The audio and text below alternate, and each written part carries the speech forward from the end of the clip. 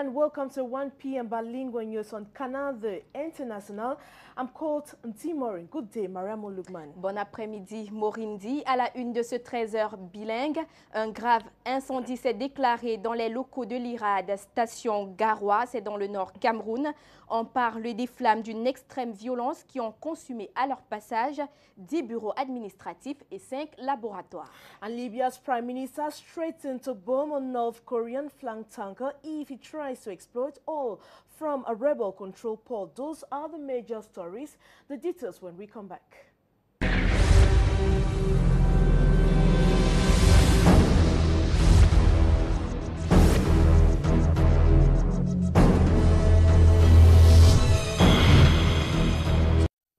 Bon après-midi, une fois de plus, nous vous l'annoncions en titre. Un grave incendie s'est déclaré à l'IRAD, station de Garoua, c'est dans le nord-ouest Cameroun, c'est dans le nord Cameroun plutôt.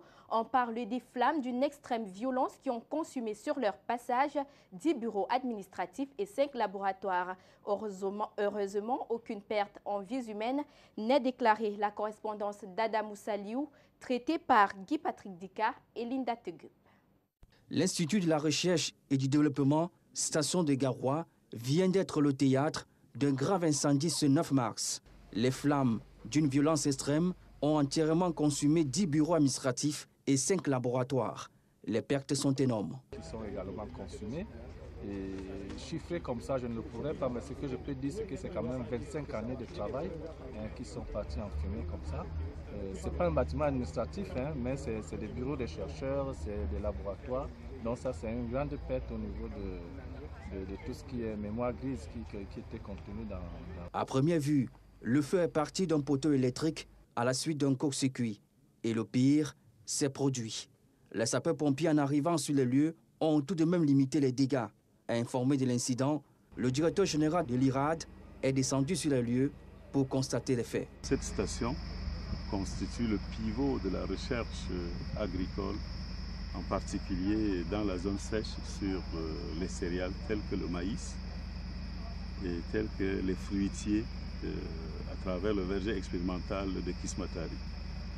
Notons que l'essor de la production de maïs dans le Grand Nord provient essentiellement des travaux de recherche menés au sein de cette station. Si les dégâts matériels sont considérables, fort heureusement, on n'a pas enregistré des pertes en vie humaine, mais un véritable coup dur pour les agriculteurs de la région du Nord. An alleged gang of armed bandits made up of 5 men and 2 women are currently behind bars here in the city of Douala. Their case has been tabled at the Judicial Police, where they are expected to answer to their crime beginning this Monday, March 10. According to security reports, the 2 women are sisters from the same parents, while the Benjamin of the group is their younger brother. One of the sisters is also the wife of the leader of the gang, whose identity is yet to be disclosed. The men in uniform made a surprise visit to the neighborhood while searching their homes. They laid hands on some stolen goods, include electronic appliances, television set, cannabis, mobile phones, 2 guns, to name but this. We'll come back to that in our subsequent editions. Meantime, investigations are ongoing to establish the origin of a fire that consumed a building hosting the Institute for Research in Agricultural Development in Rat in Garoua North, a region of Cameroon.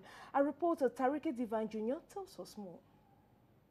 In recent months, several buildings hosting government institutions, especially in the capital Yaoundé, have been attacked by flames with assorted degrees of damage recorded.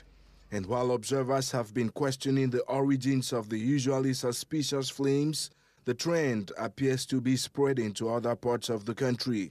At the weekend, it was the turn of the Institute for Research in Agriculture and Development, IRAD, in the capital of the North region, Garoua.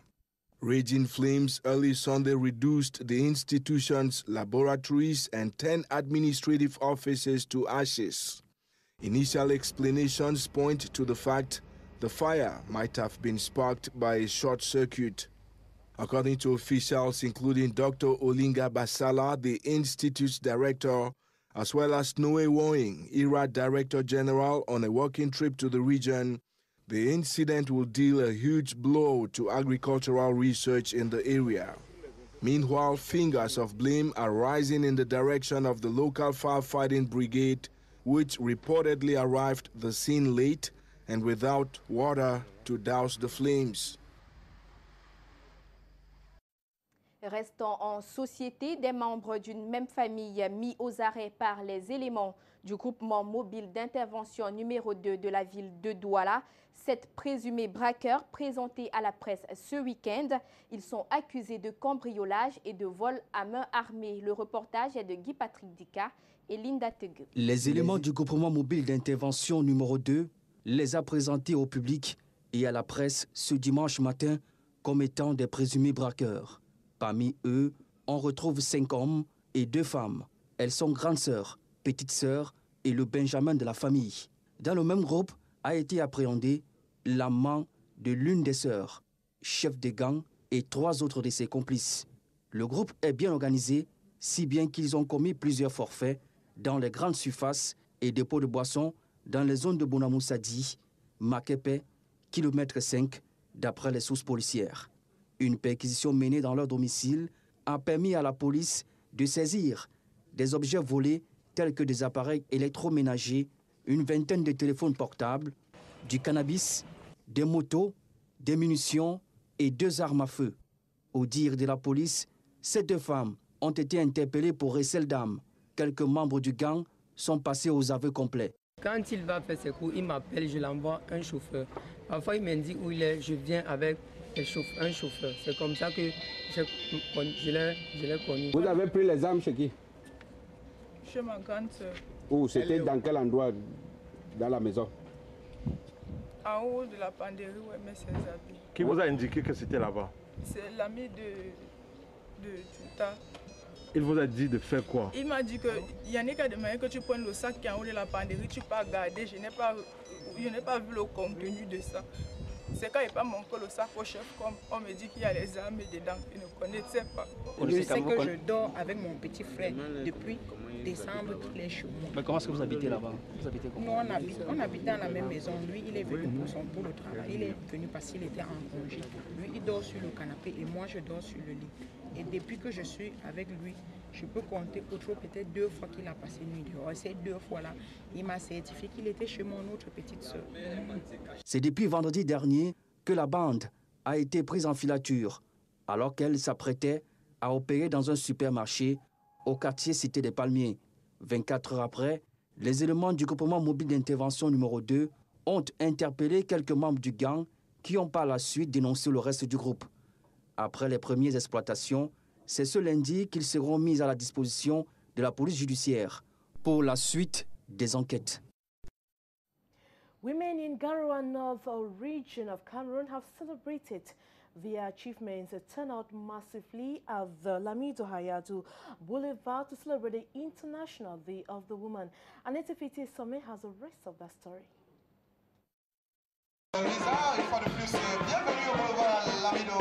For 2 hours, women in Garoua marched to the rhythm of the International Women's Day celebration, drawing applause from the crowd. Le cinquantenaire, vous savez, il n'y a pas très longtemps, on a célébré le cinquantenaire de la réunification. 24 hours on 24 to make sure you have the latest information, Alain. Et oui, il faut dire qu'il y a Marlise Barga et nous profitons. Here at the Lamido Hayatu Boulevard, women from all social and professional spheres came out to demonstrate their know-how and celebrate their achievements, celebrating under the theme Challenges and Achievements of the Millennium Development Goals. For women and girls, women in the North region of Cameroon have made up their minds to develop their nation. This March past was rounding off 1 week of activities that women organized across the region. Reflections centered on what women in the North region of Cameroon can do so as to boost girl-child education, the woman's socio-economic and political insertion. Women in the region who distinguished themselves last year received encouragement prizes from the hands of the North Regional Governor.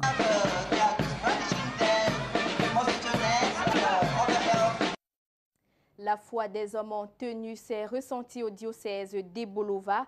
64 parmi eux ont reçu le baptême, 65 reçoivent la première communion, 25 ont préparé le sacrement de confirmation. C'est décidément une armée forte accompagnée du Seigneur Dieu Tout-Puissant qui exerce dans le sud Cameroun. La visite du prélat aux soldats rapportée par Arnaud Ngefak et Ambroise Fogui. L'exaltation des fidèles de l'aumônerie militaire pour accueillir l'évêque du diocèse d'Ebolova. Décor digne de la circonstance, les voix semblent substituer les prières et les chants de louange au commandement. De 2011, année de création de l'aumônerie à ce jour, la foi des hommes en tenue va grandissante. 64 personnes, grâce à votre assiduité dans la foi, ont reçu le baptême. 35 personnes qui reçoivent la première communion. 27 personnes qui ont préparé le sacrement de confirmation et vont certainement le recevoir aujourd'hui. Dieu qui scrute encore, l'armée contre le diable sur terre, les Amazones engagées et déterminées. La flamme de cette foi doit continuer à raviver les cœurs sous le commandement de ce colonel de Dieu. Il faut donc qu'on continue à garder la maison très haut pour que nous ne puissions pas redescendre. Et le message de l'évêque pourrait être en nous disant que nous devons être les chercheurs de Dieu. L'évêque, ici, au-delà de la parole de vie qu'il tient, administre les sacrements, récompense et interpellation en même temps, et la touche de la chorale pour célébrer l'occasion.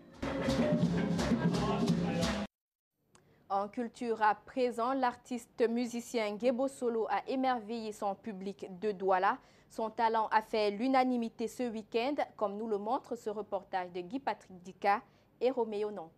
Institut français de Douala. Ce 7 mars 2014, l'artiste musicien Gebo Solo preste devant son public. Occasion pour lui de renouer avec ses fans qui ne l'ont plus revu sur scène il y a longtemps. Je ne l'avais pas encore vu, je les ai écoutés en disque, mais sur la scène, c'est formidable. C'est-à-dire que chaque fois qu'on va dans les concerts des jeunes chanteurs camerounais, on est toujours émerveillé par les richesses énormes dont dispose notre pays en matière de culture. On apprécie ce que Hervé nous fait parce que c'est un artiste d'une certaine génération, la nouvelle génération je veux dire. Et je pense qu'avec le talent qu'il a, il ira très loin. C'est un artiste magique que je viens de découvrir ce soir. En toute honnêteté, je pense que c'est du jamais vu. C'est du jamais vu. Pour un jeune artiste camerounais, je pense que la musique camerounaise va de l'avant. Gebo Solo a parcouru tous les titres de son nouvel opus pendant plus de 2 heures du spectacle. Gebo Solo a aguiché son public à travers son toucher à la guitare et sa voix suave.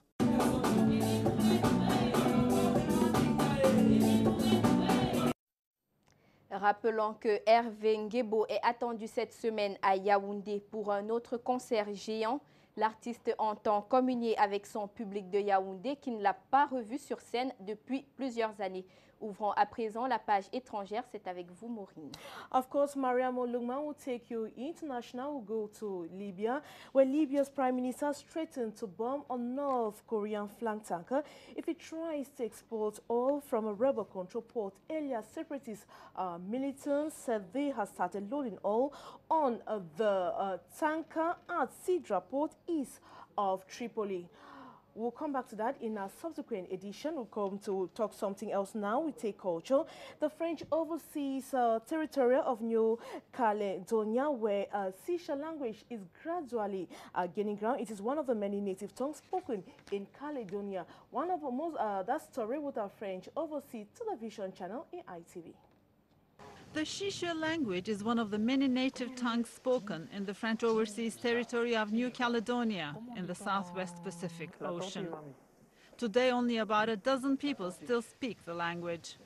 One of them is this elderly lady chatting here with a linguist. She explains how she has to go deep into her memory to remember the Shisha equivalent of some words.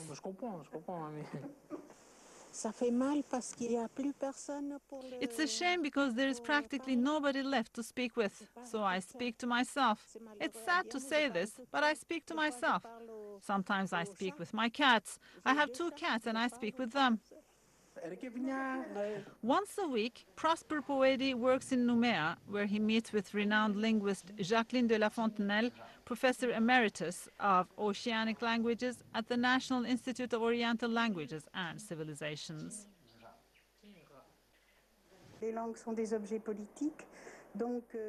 Languages are political objects, so when politicians want to get interested in languages and their survival, this has a big impact, because our work will be used by the politicians. Otherwise, the work we do has an impact on the world's cultural heritage, which is not too bad either. Among the 7 languages in the region where Prosper works, 6 face extinction according to criteria formulated by UNESCO. Their preservation is a major challenge. If there is no mobilization around these languages, if people are not aware of the fact that a part of their identity is about to disappear, we will lose the battle.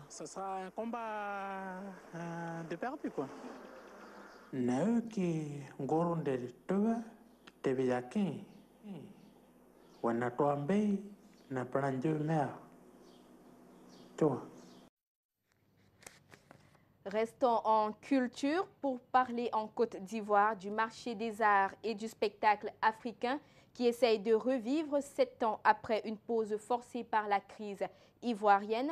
C'est une nouvelle vitrine d'un budget réduit aux 2/3 qui a renoué avec de nombreux artistes africains. Découverte de ce festival édition 2014 avec Caroline Pelé à ITV. Pas simple de ressusciter le Massa après 7 ans d'absence. Le marché des arts et du spectacle africain, le rendez-vous culturel incontournable du continent dans les années 90. La crise ivoirienne est passée par là, les caisses sont vides, budget diminué des 2/3, mais les artistes africains étaient contents de retrouver une vitrine à ce jour inégalée.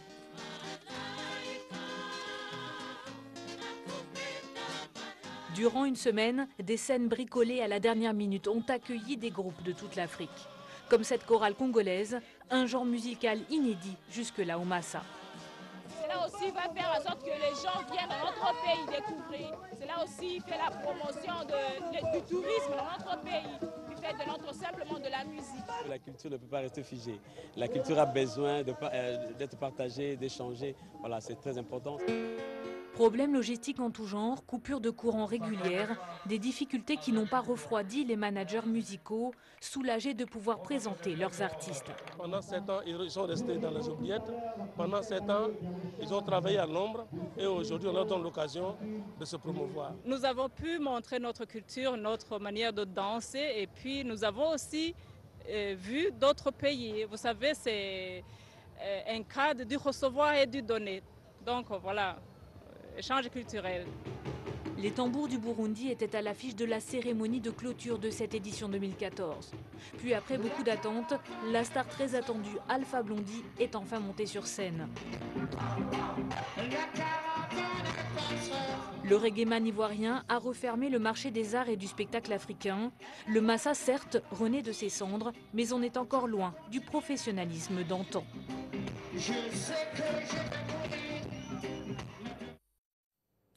Libya's Prime Minister threatened to bomb a tanker, a North Korean flank tanker, if he tries to export oil from a rebel-controlled port. Earlier, separatist militants said they had started loading oil on the tanker at the Sidra, a port east of Tripoli. More of the story with our French overseas television channel, AITV.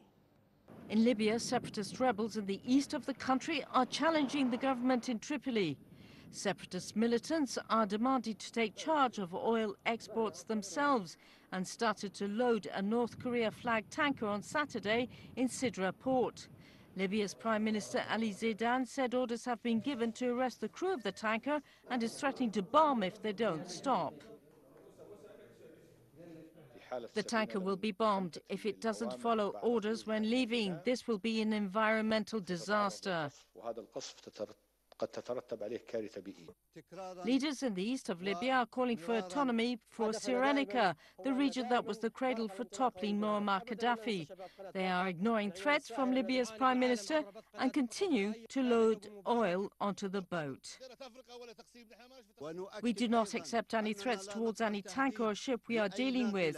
We are not making threats. We do not want the use of force. However, if we are attacked, we are prepared to defend ourselves. Libya remains highly unstable 3 years after the revolution that toppled Muammar Gaddafi's regime. Libya's oil wealth is fueling the crisis, with ambitions for partial or total autonomy in several regions. Restons au-delà de nos frontières pour parler du monde. Les forces russes tentent d'empêcher la marine ukrainienne de progresser dans la mer Noire. L'appareil de la Malaysia Airlines reste toujours introuvable par le gouvernement malais. L'Afghanistan perd son vice-président. Mohamed Kassim Fahim est décédé hier dimanche. Et en Espagne, des milliers de femmes ont réclamé l'égalité au travail. C'était à l'occasion de la Journée internationale de la femme. Le Monde en bref, récité par Christian Lagauche à ITV. Les forces russes ont bloqué le seul point de sortie de la mer Noire en coulant dans la passe 2 vieux navires marchands pour empêcher la marine ukrainienne de faire mouvement avec les navires de sa flotte. La marine russe est là, menaçante, avec le croiseur lance-missile Moskova. Le blocus est bien organisé avec 2 douzaines de bâtiments similaires. De leur côté, les observateurs de l'OSCE qui ont été empêchés d'entrer dans la péninsule de Crimée ne renoncent pas. L'OSCE compte 57 pays membres, dont la Russie et l'Ukraine. Les opérations de recherche maritime et aérienne n'ont pas permis de localiser l'appareil de la Malaysia Airlines. 2 traînées parallèles de carburant d'une longueur de 15 à 20 km ont été localisées en mer de Chine méridionale. Le Boeing 777 transportait 239 personnes. Le gouvernement malais a ouvert une enquête pour terrorisme. 2 passagers auraient embarqué à bord de l'avion avec des passeports volés. Le vice-président afghan Mohammad Kassim Fahim, un ancien chef de guerre puissant et controversé, est décédé dimanche à l'âge de 56 ans de mort naturelle. Ancien bras droit du commandant Massoud pendant la lutte anti-soviétique et pendant la guerre civile contre les talibans, il fut accusé par les Américains d'avoir joué un rôle dans l'assassinat de Massoud, de violation des droits de l'homme et de trafic de drogue. Son décès intervient alors qu'il devait quitter ses fonctions à l'issue de l'élection présidentielle du 5 avril. Plusieurs milliers de manifestants ont sillonné samedi les rues des villes espagnoles à l'occasion de la Journée internationale des femmes pour réclamer l'égalité dans le travail et de s'opposer à la volonté du gouvernement de restreindre le droit à l'avortement qui veut mettre un terme au droit des femmes d'avorter jusqu'à 14 semaines de grossesse. Les manifestants ont dénoncé la politique anti-avortement du gouvernement. Le projet de loi doit être soumis prochainement au Parlement espagnol. Et c'est ici que se referme ce journal. Merci de l'avoir suivi. Prochain rendez-vous avec l'information tout à l'heure lorsqu'il sera 16h. We, of course, Mariam will have more news coming up at 4 p.m., 6 p.m., 8 p.m., 9:30 p.m. Until then, have a wonderful time. The course of our programs will be Canal 2 International.